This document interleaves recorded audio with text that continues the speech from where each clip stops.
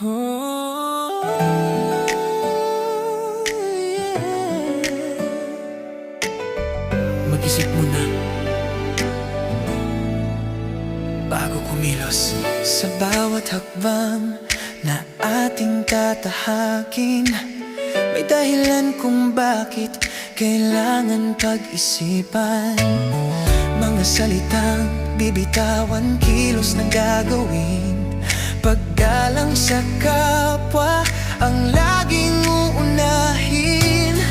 Kung may alinlangan, huminto sandali, makinig sa puso't isip na nagsasabi,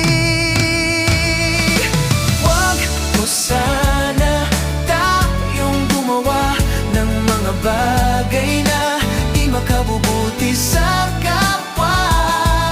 Piliin ang tama, piliin ang wasto, sa mabuting gawa tayo'y aangat at lalago.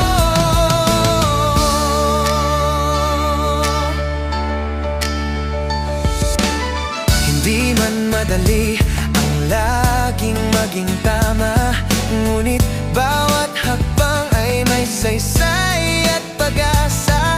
Sa simpleng kabutihan, mundo'y nagbabago kapag paggalang ang laging pinapairal sa puso. Kung may pagkukulang, ayos lang matuto bukas sa tamang desisyon mo.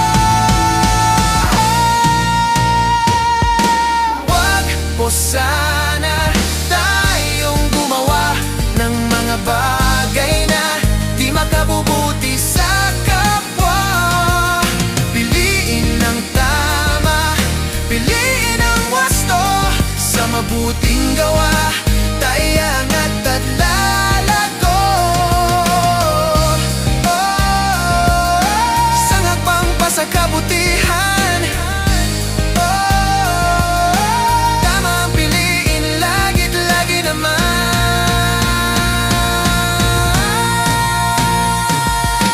Wag po sana tayong gumawa ng mga bagay na di makabubuti sa kapwa.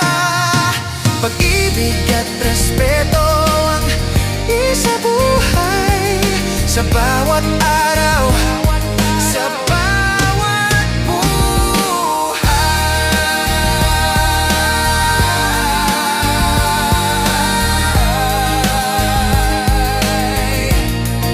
Gawin ang tama,